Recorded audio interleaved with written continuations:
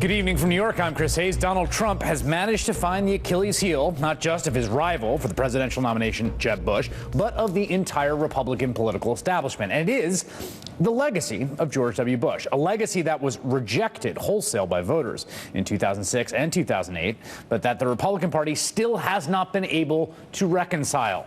Now Trump is openly exploiting that vulnerability and forcing the party to relitigate George W. Bush's record on terrorism and war. It all started with an exchange at the second Republican debate where Jeb Bush defended his older brother against criticism from Trump. Your brother and your brother's administration gave us Barack Obama because it was such a disaster those last 3 months that Abraham Lincoln couldn't have been elected. You know what? As it relates to my brother, there's one thing I know for sure. He kept us safe. I don't know if you remember, Donald. You remember the rubble? There's a big applause line for Jeb because he kept us safe is a very familiar refrain for Republicans defending George W. Bush. But Friday, when Donald Trump quite factually noted that, well, George W. Bush was president on September 11, 2001, he apparently crossed some sort of line. Jeb fired back on Twitter, calling Trump pathetic and insisting his brother, quote, kept us safe. Then yesterday, they took their battle to the Sunday talk shows. On Fox News, Trump maintained that what happened on 9/11 does not qualify as being safe. Am I trying to blame him? I'm not blaming anybody.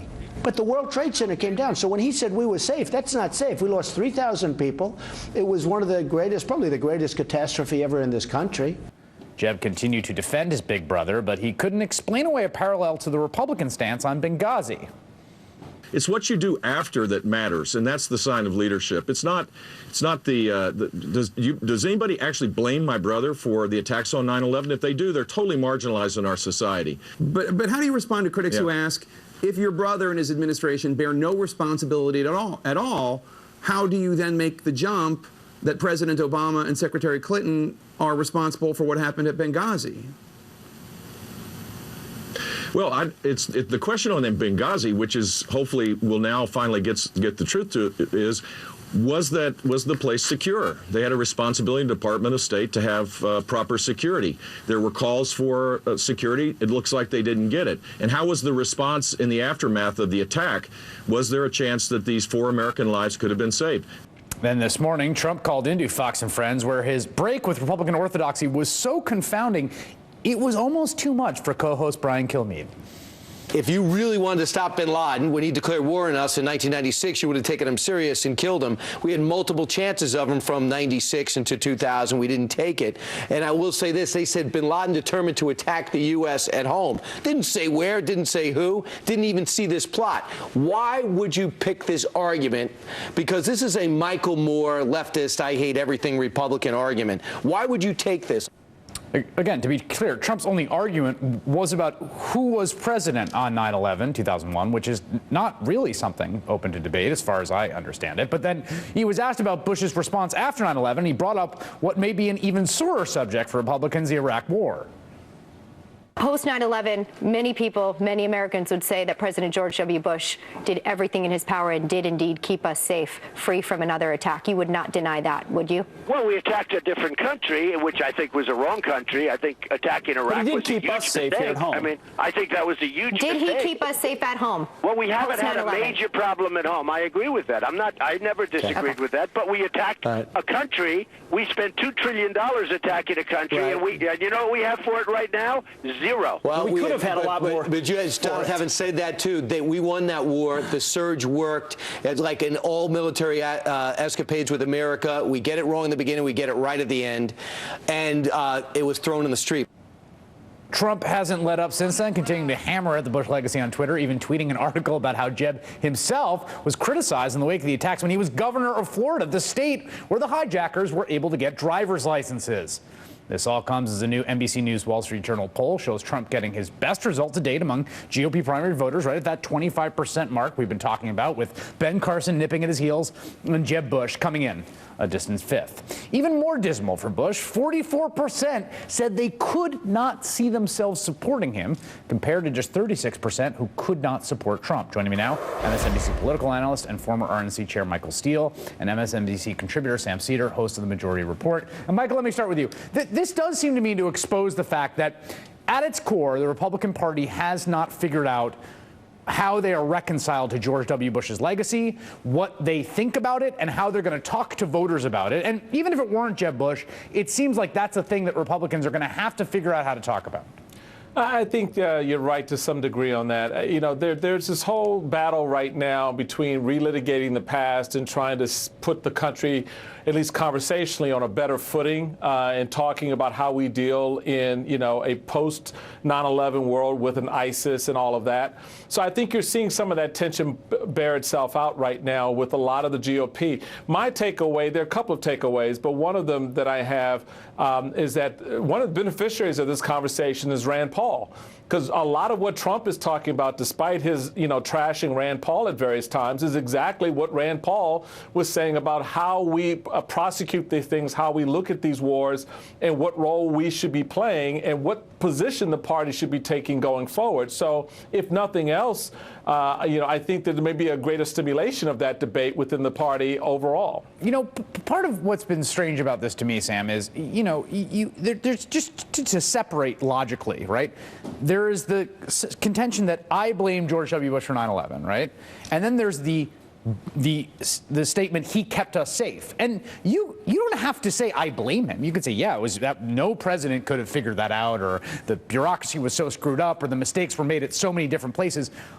But he kept us safe is not factually true, but it is absolutely dogma among a lot of folks. It is the last vestige that conservatives have that they can basically hold on to George Bush's legacy, right? I mean, because they now say he was a profligate spender.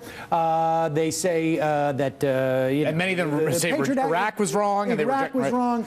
But the one thing is that he kept us safe, and the fact is he didn't. I mean, by any measure whatsoever. Now, maybe he couldn't have, and that's a perfectly legitimate, arguable point to make, despite the memos, despite the fact that they were told, early on in the administration that non-state actors were the greatest threat. That is an arguable position. But the idea that he kept us safe is like, well, but for the cake I just ate, I'm on a great diet. I mean, the bottom line is he didn't. And so they can't let go of that, because once you let go of that, what does the Republican Party offer? Yeah, Michael, do you think that's a defensible statement? He kept us safe, my brother. Yeah, I do. I take a lot of exception with what's just been said, because, you're looking at this contextually. I mean, did Bill Clinton keep us safe in the first 9/11 attack? What did our intelligence community tell us about that? Did Franklin Roosevelt keep us safe in Pearl Harbor? Because no, certainly he did not. But that's right. But that's a great historical example. That's a great historical example. I get it, but this is my point. Pearl Harbor was massively controversial. People were enraged that America had been caught sleeping. There were hearings and a commission. But keep in context what Jeb Bush was saying. He was not talking about the period before 9/11. He was talking about since 9/11. And that's typically how most Republicans have argued that particular point. Well, no. That's correct. That is a correct statement. That is how Republicans have argued the point. That's how they argue the point. So you're arguing something that most Republicans don't argue. So what Donald Trump has done is he's taken it to the very beginning of the 9/11 crisis, not post 9/11, which is how Jeb and a lot of Republicans argue the statement. He kept us safe. Michael, with all due respect, that's exactly the point, is that for some reason, Republicans only count history from 9/12, and everybody else counts history from before 9/12/2001. I mean, that's the bottom line. There is no, you can't choose when you start history and have people look at you seriously. Yeah, but and that's Chris, all that Donald Trump said. But you cannot sit there. You have no, Chris. You have no intelligence. You have no evidence that was suggested to the State Department, the NSA, the Pentagon, or anyone else that 9/11 was going to happen when 9/11 did. So you're presuming. Let me finish my point. You're presuming, gentlemen. You're presuming that our government deliberately allowed it to happen, and that's just not the case. No, but that's my point, Michael. This is the point. I just want to be very clear about there's these two different contentions, right? Bush is to blame for 9/11, or Bush failed, right? That's one contention. You could debate that, and then you could even say, no, he's not to blame. But the contention being made, the affirmative endorsement of George W. Bush's legacy that's being made is that he kept us safe. Right. That is the statement that has been put forward. And I just don't see how that's defensible unless you count, as you said, when Republicans tend to count, at 9/12, which that's fine. You could say everything changed on 9/11, and after that, forget about Iraq. You have to admit that the world changed dramatically after that. Well, no, actually, the world didn't change dramatically after that. The difference was, you don't get to go through the airport the same way you did. You don't get to do a lot of things the way you have a whole lot of structures that were put in place that probably should have been put in place before George Bush got elected. When the Bush administration came into office on January 20th, when they went to that pass the baton program, where the NSA chief under the Clinton administration passed the baton to Condi Rice, the Clinton administration said it's non-state actors that you got to watch out for, and Condi Rice came in and said we have to watch out for countries like Iraq. There was a policy decision as to what was going to attract their attention. Now, we can debate whether or not they really screwed up or not, but you cannot make the argument that he kept us safe, i.e., he prevented a terrorist attack on his watch. He didn't. Well, he prevented two or three. Sam, you're now jumping. I would bet you before Donald Trump had made that statement today, that was not the conclusion that you drew. At least you didn't write that conclusion when Jeb Bush made that statement at the last debate. Let me also just make this point. So it's a lot of looking backwards and projecting here. I just want to be clear here, right? I mean, we had a national reckoning about this. There was this thing called the 9/11 Commission, of course. It was massively, publicized. It sold 200,000 copies of the original report. It comes up with all sorts of things that were, signs that were missed, things that were done. Some of those things are at the highest levels in terms of the security apparatus in the White House, and some of them are very low level about an FBI memo in Minneapolis that doesn't get kicked upstairs about why are these people taking flight lessons, right? So we've had a national reckoning on this. To me, this question of why it's rearing its head right now in this campaign has to do with Jeb Bush has not figured out, and the Republican Party has not figured out, this central question of what is my relationship, in Jeb Bush's case, to my big brother? What is my relationship to his legacy? What am I willing to say about him? And the Republican Party says, elect us to the White House. We want to run someone. Chris, I'll give you that. That's a very fair point.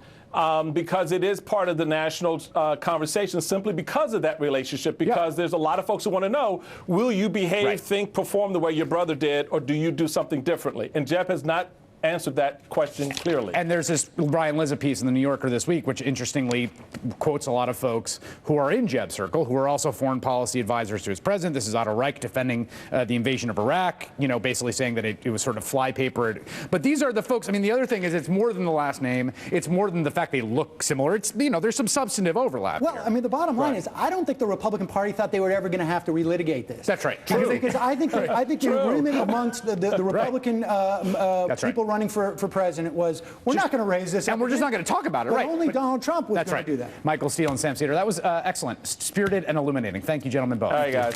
All right, still to come. I'm the leading state sponsor of terrorism.